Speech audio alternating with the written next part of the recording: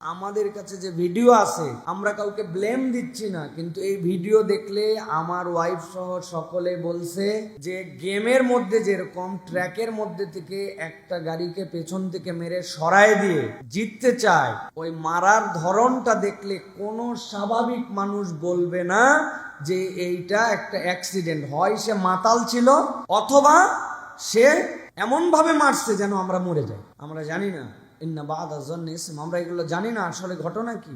আপনারা আরো জানলে অবাক হবেন।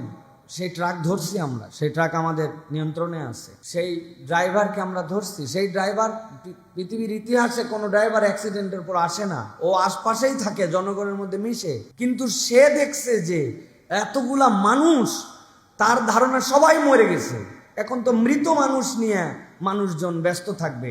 ইতিমধ্যে সে আসছে, তার হেল্পার যখন তার সাথে একটু কথা বলছে, তখন জনগণ বুঝে ফেলছে যে এটা ড্রাইভার, ধরে ফেলছে তাকে। আসসালামু আলাইকুম প্রিয় দর্শক, আপনারা জানেন আমাদের জনপ্রিয় একজন সুরকার বক্তা, যার বয়ানে মানুষ হাজার হাজার মানুষ পাগল এবং যার সুরে মানুষ হাজার হাজার মানুষ দূর থেকে দূর ছুটে আসে, যার একটা মাহফিলে মানুষ হাজার হাজার মানুষ হয়, সে আমাদের জনপ্রিয় একজন বক্তা হযরতুল আল্লামা মুফতি আব্দুল হাই মোহাম্মদ সাইফুল্লাহ সাহেব। উনি ওনার পরিবার সহ একটা মাহফিল থেকে ফেরার সময় কয়েকদিন আগে মারাত্মকভাবে দুর্ঘটনার সম্মুখীন হয়েছেন এবং ওনার গাড়িটা মারাত্মকভাবে অ্যাক্সিডেন্ট হয়েছেন। এই যে অ্যাক্সিডেন্টটা হয়েছেন, এটা কি কোনো পরিকল্পনা ভাবে করা হয়েছে? ওনাকে মেরে ফেলার জন্য কি অ্যাক্সিডেন্টটা করা হয়েছে কিনা, এবং ওনাকে একেবারে দুনিয়া থেকে সরিয়ে দেওয়ার জন্য কি অ্যাক্সিডেন্টটা করেছে কিনা, ড্রাইভার কি ইচ্ছা করে তাকে অ্যাক্সিডেন্ট করেছে কিনা, তার গাড়ি রুখে এরকম ভাবে সামনের থেকে যেরকম মেরেছে, পিছন থেকে ঠিক যেমনি ভাবে মেরেছে, সামনের থেকে ঠিক তেমনি ভাবে তাকে তার গাড়িতে আঘাত করা হয়েছে। আল্লাহ তাআলা কুদরতি ভাবে তাদের পরিবার এবং তাকে ওইখান থেকে আল্লাহ তাআলা হেফাজত করেছেন।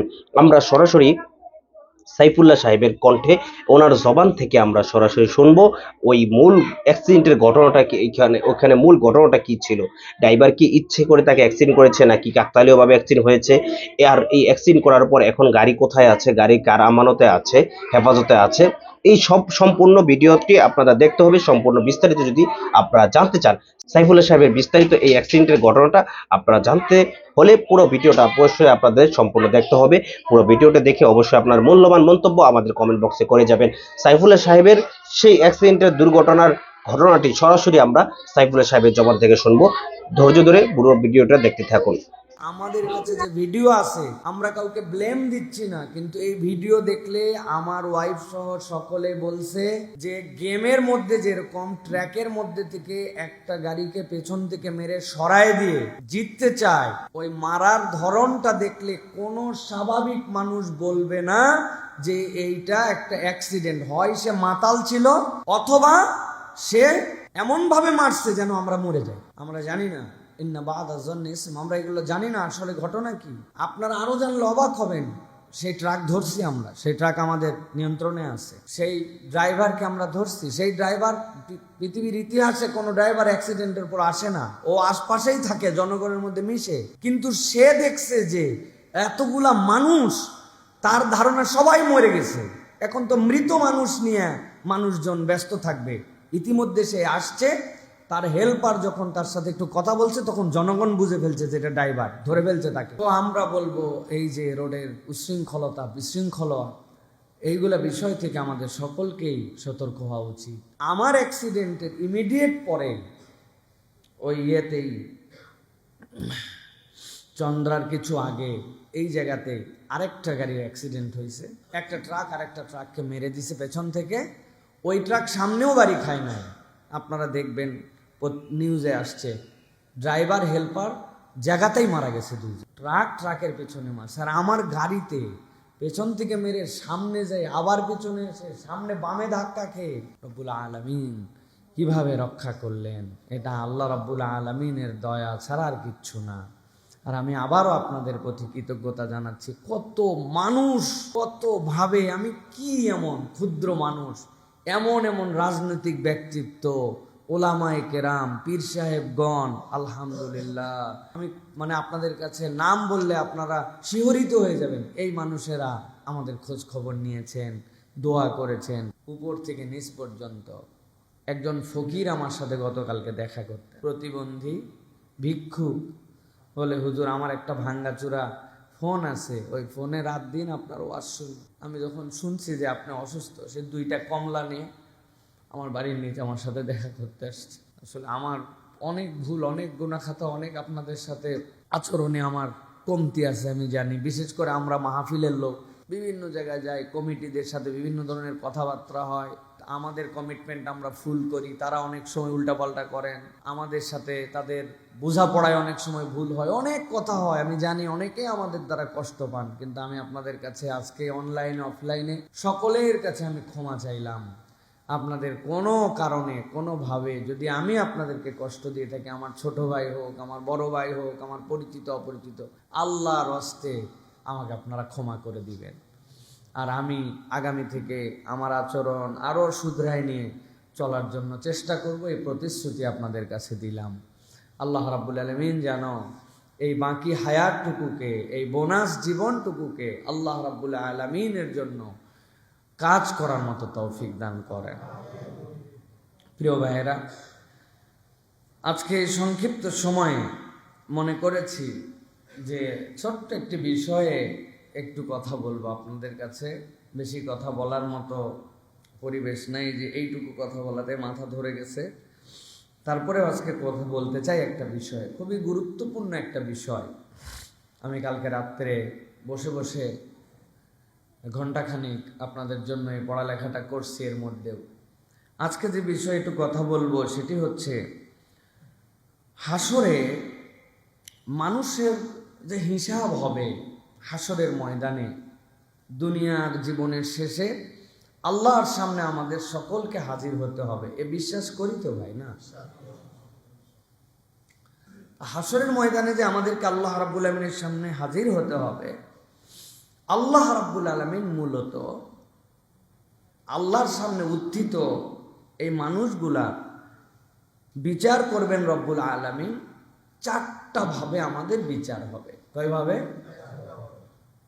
আজকে আমরা একটু জানার চেষ্টা করব এর কোন দলে থাকা আমাদের উচিত এবং আমাদের হালটা কি।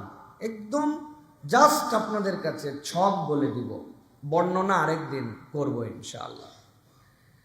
4 ভাবে মানুষ আল্লাহ রাব্বুল আলামিনের কাছে বিচার ফায়সালা পাবে। 1 নম্বর,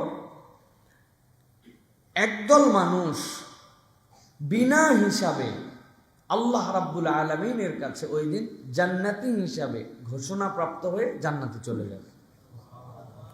আরেক দল লোক বিনা হিসাবে জাহান্নামের ঘোষণা পেয়ে জাহান্নামে চলে যাবে, তাদের কোনো হিসাব হবে না।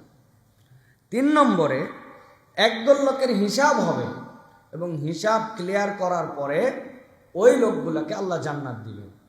আরেক দল লোক হিসাব হবে কিন্তু হিসাব হওয়ার পরে ফেঁসে যাবে, ফাঁসার পরে তাদেরকে জাহান্নামে দেওয়া হবে। তাহলে জাহান্নামে এবং জান্নাতে যাওয়ার এবং বিচার প্রক্রিয়ায় মানুষ কয় ভাগে বিভক্ত হবে? 4 ভাগে। এখন আমরা কোন ভাগের মধ্যে আছি? আমাদের দুনিয়ায় চলাফেরা কোন ভাগের দিকে যাচ্ছে? এটার একটু আমাদের হিসাব মেলানো দরকার প্রিয় ভাইরা। প্রথম প্রকার কারা? প্রথম প্রকার হচ্ছে যারা বিনা হিসাবে আল্লাহ রাব্বুল আলামিনের কাছে জান্নাতে চলে যাবে হাসরের ময়দানে উত্থিত হওয়ার পরে। এই শ্রেণীটা কারা? যারা বিনা হিসাবে আল্লাহ রাব্বুল আলামিনের কাছে মাপ পেয়ে যাবে। আল্লাহ রাব্বুল আলামিন কোরআনুল কারীমের মধ্যে এবং নবী করিম সাল্লাল্লাহু আলাইহি ওয়াসাল্লাম হাদিসের মধ্যে তাদের পরিচয় দিয়েছেন। তাদের যোগ্যতাটা ইউনিক, তাদের গুনাহ আছে, তাদেরও ভুল আছে, তারাও চলার পথে বলার পথে অনেক ভুল করছে, কিন্তু এই মানুষগুলো আল্লাহ রাব্বুল আলামিনের কাছে এমনভাবে তওবা করছে যেন তার আর কোনো গুনাহই নাই। আল্লাহ রাব্বুল আলামিন তার তওবার কারণে তাকে বেগুনা বানায়া বিনা হিসাবে জান্নাতে ঢুকাই দিবেন। হাদিসের মধ্যে আসছে এই জন্য আত-তাইবু মিনাজ যামবি কামান লা যামবা লাহ, যারা গুনাহ থেকে তওবা করে যেন তাদের গুনাহ নাই। বলেন তো, যেন তাদের, মানে গুনাহ আছে কিন্তু তওবার কারণে বুঝাচ্ছে যেন গুনাহ নাই, তার মানে গুনাহ আছে বলেই না তওবা করছে ওরা। আল্লাহ রাব্বুল আলামিন সূরা ফুরকান 70 এবং 71 নম্বর আয়াতের মধ্যে বলেছেন, শর্ত মতো যদি কেউ তওবা করে, তওবাটা যদি শর্তের মধ্যে পড়ে যায়, আল্লাহ যেভাবে বলছেন ওই শর্ত অনুযায়ী তওবা করে কবরে গেছে, আল্লাহ রাব্বুল আমিন তাকে বিনা হিসাবে জান্নাতে দিবেন। আল্লাহ কি বলছেন কোরআনে? ইল্লা মান তাবা ওয়া আমানা ওয়া আমিলা আমালান সালিহান ফাউলাইকা ইউবাদদিলুল্লাহু সাইয়্যাতিহিম হাসানাত। আল্লাহ বলছেন যারা ঈমান আনলো, আমলে সালেহ করলো এবং তওবার হালতে থাকলো, আল্লাহ বলছেন আল্লাহ তাদের যাবতীয় গুনাহগুলোকে হাসানাত দিয়ে, সওয়াব দিয়ে পরিবর্তন করাই দিবেন। আল্লাহ তো আদেল, বান্দার গুনাহ আছে আবার জান্নাতে দিবেন হলো না? আল্লাহ বলছেন ক্ষমতা আমার কাছে, আমি তার তওবার কারণে এত খুশি যে তার যাবতীয় গুনাহ সবগুলাকে আমি সওয়াবে কনভার্ট করে দিছি, সওয়াবে কনভার্ট করে আমার বান্দাকে আমি মাফ করে দেব। আল্লাহ বলছেন ওয়া কানা আল্লাহু গফুরুর রহিমা। এরপর আল্লাহ বলছেন ওয়া মান তাবা ওয়া আমিলা সালিহান ফাইন্নাহু ইয়াতুবু ইলাল্লাহি মাতাবা। আর যে ঈমান আনার পর আল্লাহর কাছে তওবা করে, আল্লাহ বলছেন আল্লাহর কাছে উত্তম পরিণতি পাবে, মাতাব। রব্বুল আলামিন বলছেন সে ওই হালত ধরে রাখতে পারলে রব্বুল আলামিন তার অতীতের গুনাহ মাফ করবেন। সুবহানাল্লাহ।